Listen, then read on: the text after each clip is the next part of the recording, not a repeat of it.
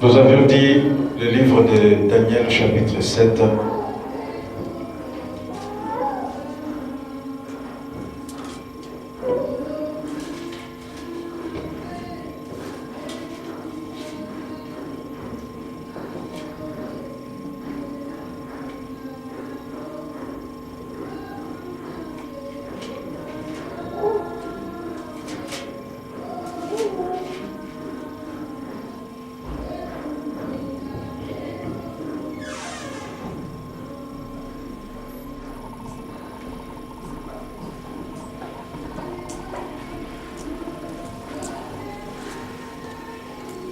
Livre de Daniel, chapitre 7.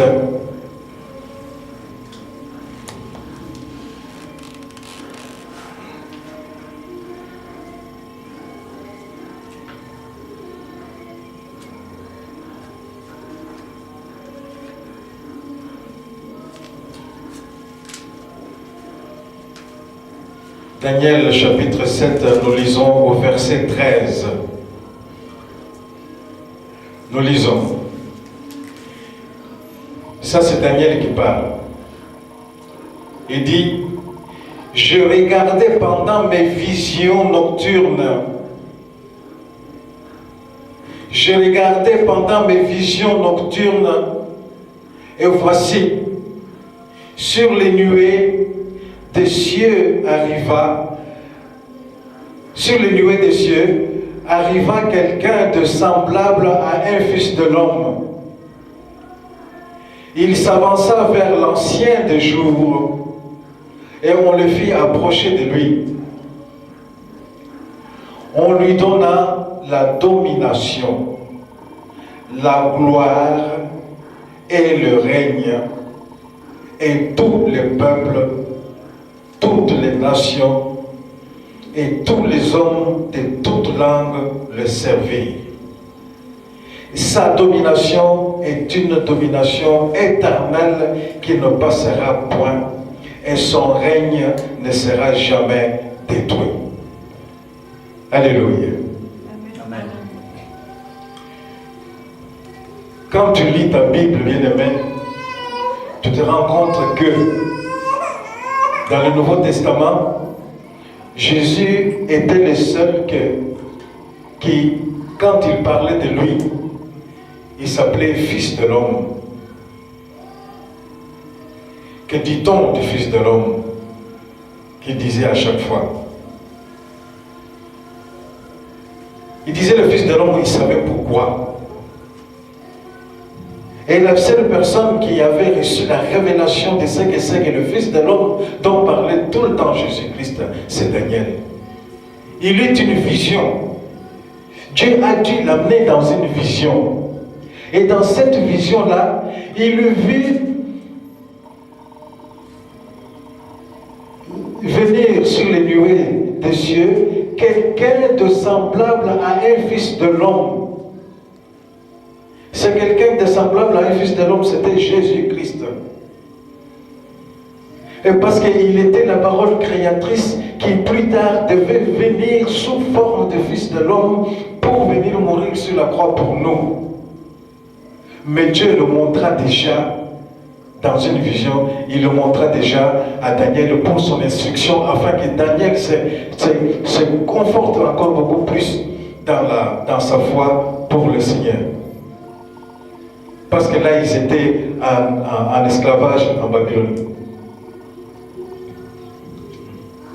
Il dit, je regardais pendant mes visions nocturnes, et voici sur le nuée des cieux arriva quelqu'un de semblable à un fils de l'homme. Il s'avança vers l'ancien du jour. L'ancien des jours, c'est Dieu.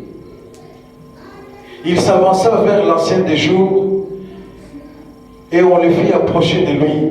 On l'approche de l'ancien des jours. C'est là où on l'approche de Dieu.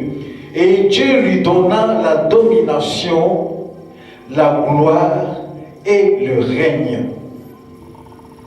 Et tous les peuples, toutes les nations, tous les hommes et toutes les langues le servirent.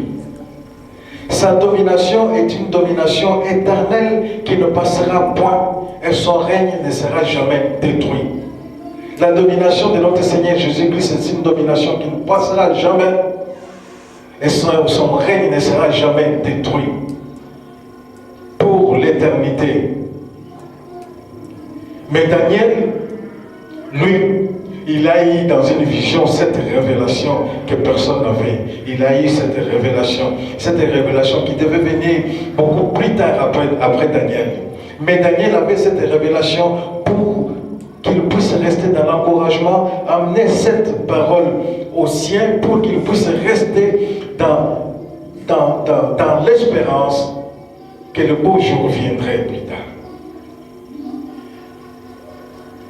Les beaux jours sont arrivés, et pour ceux qui étaient vivants, et pour ceux qui étaient morts, c'est de l'époque de Daniel. C'était le beau jour qui sont arrivés parce que Jésus-Christ, après avoir expiré, avant même d'expirer, quand il nous enseignait, avant même de monter sur la croix, il disait que je n'ai pas que ça comme brebis, j'ai d'autres brebis que je dois aller paître.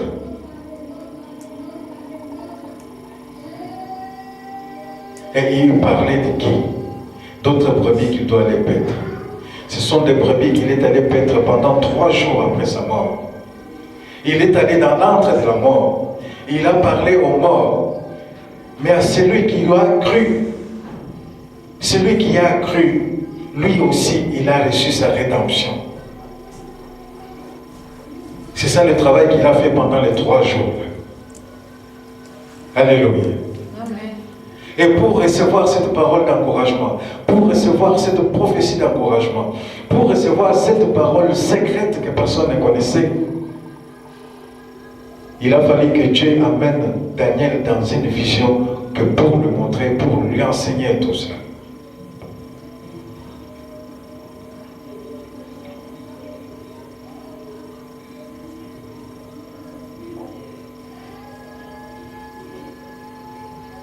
Nous allons dans les livres de Apocalypse, chapitre 1er.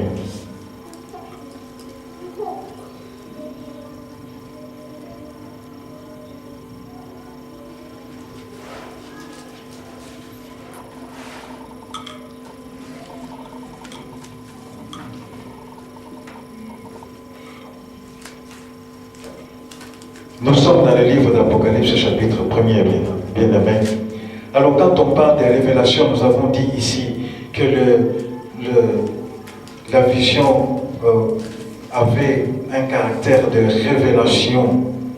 Un caractère de révélation pour savoir exactement Dieu. Et quand on parle des visions, nous avons toujours tendance à penser à Apocalypse. Quand on dit vision, le plus frappant de tout le Nouveau Testament, de toute la Bible, c'est l'Apocalypse ou le Daniel qu'on vient de lire. Parce qu'il y a 2 livres de révélation, il y a Daniel et il y a Apocalypse. Mais surtout Apocalypse, quand on parle de visions extraordinaires, c'est toujours Apocalypse. Et dans les livres d'Apocalypse, justement, chapitre 1er, au verset 1er, nous lisons les préambules, c'est-à-dire l'introduction. Révélation de Jésus-Christ, que Dieu lui a donné pour montrer à ses serviteurs les choses qui doivent arriver bientôt et qu'il a fait connaître par l'envoi de son ange à son serviteur Jean. Nous les prenons. Révélation de Jésus-Christ que Dieu lui a donné pour montrer à ses serviteurs les choses qui doivent arriver bientôt et qu'il a fait connaître par l'envoi de son ange à son serviteur Jean. 2. Celui-ci a attesté la parole de Dieu et le témoignage de Jésus-Christ, soit tout ce qu'il a vu, soit tout ce qu'il a vu. 3. Heureux celui qui lit et ceux qui entendent les paroles de la prophétie et qui gardent les choses qui y sont écrites, car le temps est proche. Alléluia. Amen. Nous allons au verset 9 directement.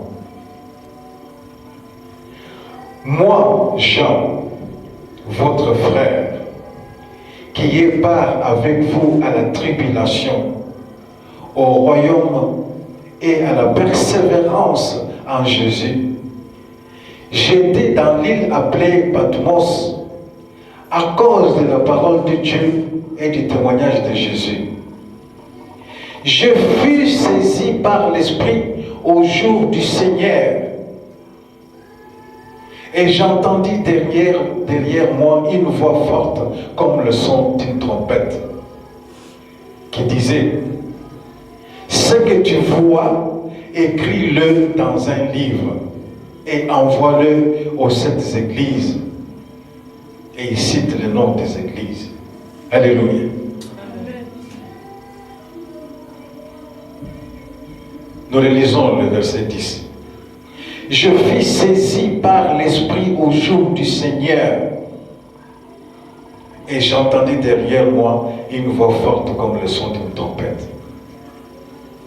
Voilà.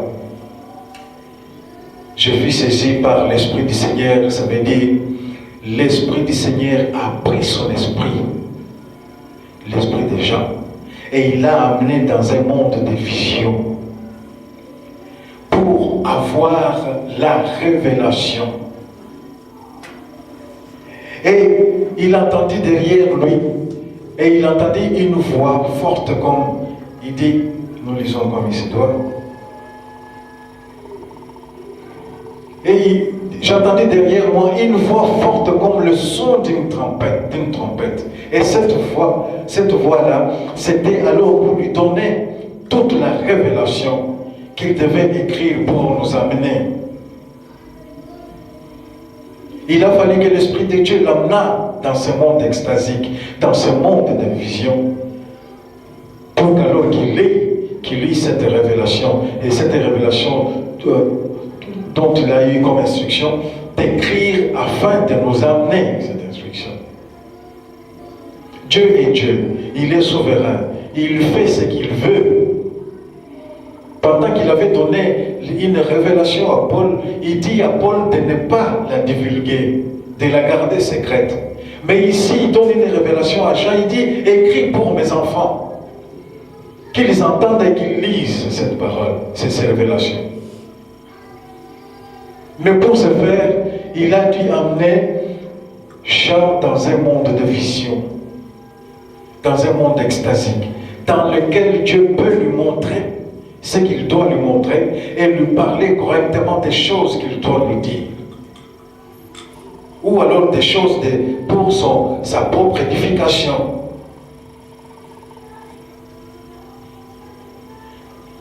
Ce que nous venons de parcourir là, ce sont des exemples, les plus grands exemples dans la Bible qui concernent la vision. Alors si tu veux t'enrichir encore plus, tu vas aller dans le livre de Jérémie, là où tu vas voir Jérémie qui se bat contre ceux qui rêvent, des prophètes qui ont des rêves. Et Jérémie était contre contre les rêves. Mais néanmoins, il reconnaissait qu'il y a certains rêves qui s'apparentent aux visions. Et il ajoute, la Bible ajoute et dit que, mais éprouvons les esprits d'abord. Éprouvons les esprits, c'est-à-dire que si ces rêves-là nous disent quelque chose à venir, alors attendons voir quand viendra cette chose. Alors nous dirons Amen parce que cette chose alors, cette révélation venait de Dieu. Et quand cette révélation ne s'accomplira jamais, alors ce n'est pas de Dieu qui c'est venu. Et Dieu lui-même s'emporte dans le livre de Jérémie, il s'emporte contre ces prophètes de mensonges comme il les appelle. Et Dieu dit, dans le livre de Jérémie, Dieu dit, ils disent des choses que moi je n'ai pas dit. Ils ont eu des songes qui sont de leur subconscience, ils disent que ça vient de moi. Je ne leur ai pas dit quelque chose pour vous annoncer. Et il annonce des malheurs pour ce genre de prophètes. Parce que nous avons dit ici qu'il est difficile de faire une frontière entre rêve et vision. C'est difficile de faire une frontière. Cette vision-là, ça peut s'apparenter à un rêve. Un rêve, ça peut s'apparenter à une vision, mais il est difficile de le savoir. Mais seulement ce qui concerne Dieu, il est facile de savoir ce qui concerne Dieu. Parce que ça concerne d'abord Dieu, le contenu du message concerne d'abord Dieu et son Église. Son Église, c'est-à-dire son peuple. Dieu ne va pas raconter des histoires de sorcellerie dans une famille, dans ceci, dans cela. Non, il ne passe pas son temps à ça. La parole, elle est là pour corriger, pour édifier, pour certaines petites choses-là comme ça. Mais pour des grandes choses, Dieu s'annonce. Il nous parle par des visions et quelquefois par des rêves qui s'apparentent aux visions. Mais à notre époque, c'est à la mode que beaucoup s'inventent des visions, s'inventent des prophéties, sans savoir ce que c'est qu'une prophétie, sans savoir ce que c'est qu'un prophète. Alors, ce genre d'erreur, nous avons dit, au commencement de cette parole, nous avons dit qu'il est écrit que l'âme qui pêche, c'est l'âme qui mourra. Alors, quand on dit l'âme qui pêche, c'est l'âme qui mourra, nous prenons le péché, des péchés conventionnels que nous connaissons, mais certains péchés sont des péchés d'ignorance. Des péchés d'ignorance. Et cette ignorance-là, les hommes semblent l'entretenir dans l'Église de Dieu. En passant rapidement, nous en parlerons une autre fois. Regardez ce qu'on parle. Il y a deux choses deux titres qui sont utilisés beaucoup dans l'Église aujourd'hui. On parle de prophète. Mais qui est le prophète d'abord? Le prophète, la définition du prophète, c'est l'envoyé de Dieu et l'appelant par Dieu. Il est appelé par Dieu et il est envoyé par Dieu, appelé par Dieu pour recevoir une certaine instruction de parole et envoyé par Dieu pour aller donner cette parole.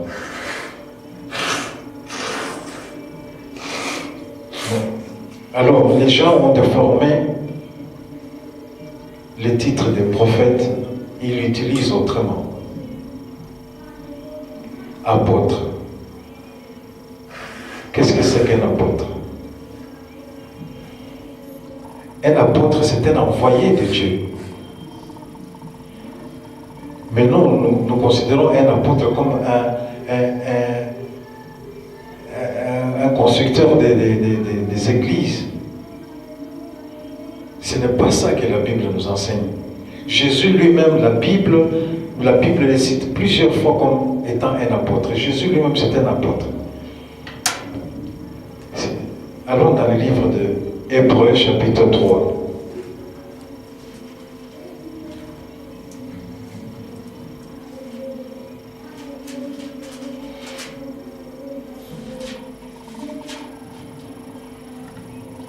Hébreux, chapitre 3. À partir du verset 1er, nous lisons.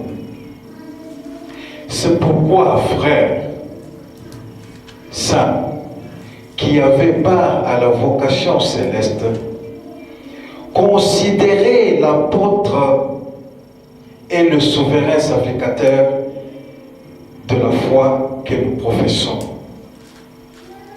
C'est Paul qui parle.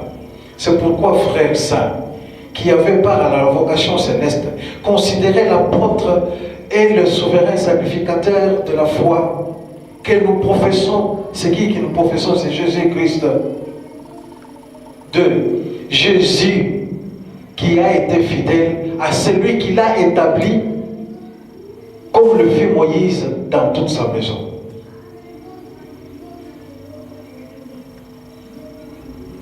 Il y a plusieurs passages comme ça dans la Bible, il faut les chercher, où vous allez voir qu'on parle de l'apôtre et c'est de Jésus qu'on parle. Il est envoyé par Dieu.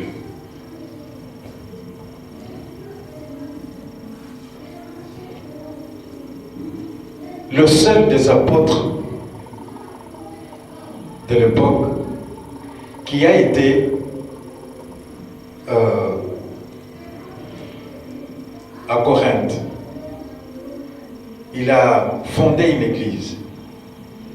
Il est allé à Éphèse, il a fondé une église.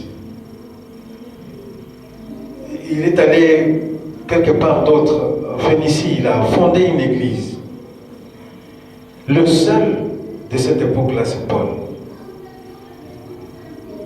Mais les autres n'ont pas fait ce travail-là. Alors on ne peut pas considérer, on ne peut pas globaliser que le travail de l'apôtre, c'est d'aller faire une église par là, faire une église par là, faire une église par là. Non. Le travail de l'apôtre c'est un envoyé. Quand tu regardes dans les dictionnaires bibliques et tu regardes dans les dictionnaires Larousse, la définition est la même. Et quand tu regardes, quand tu étudies bien la Bible, la définition est la même. Un apôtre, c'est un envoyé de Dieu, envoyé pour aller apporter la parole. Alors nous, quand nous prenons maintenant un prophète dans un autre sens que nous voulons, ça devient de la fabulation. Nous prenons apôtre dans un sens qui n'est pas biblique et dans le sens que nous voulons, ça devient autre chose. Nous sommes dans les erreurs, alors nous sommes dans le péché, sans le savoir. C'est pour ça que le livre de Timothée nous dit que la parole, toute écriture est inspirée de la parole de Dieu. Et cette parole, elle est bonne pour instruire, pour édifier et pour corriger. Nous nous servons de cette parole pour corriger. Alléluia. Amen. Alors maintenant, nous sommes en train de parler de la vision. Aujourd'hui, nous avons parlé de la vision dans le sens biblique du mot. Et nous avons vu les grands exemples de visions que la Bible nous donne. Et le dimanche prochain, nous allons voir la vision selon la définition que les hommes se sont donnés de vision et de visionnaire. Alléluia. Amen. Alléluia. Amen. Que Dieu vous bénisse.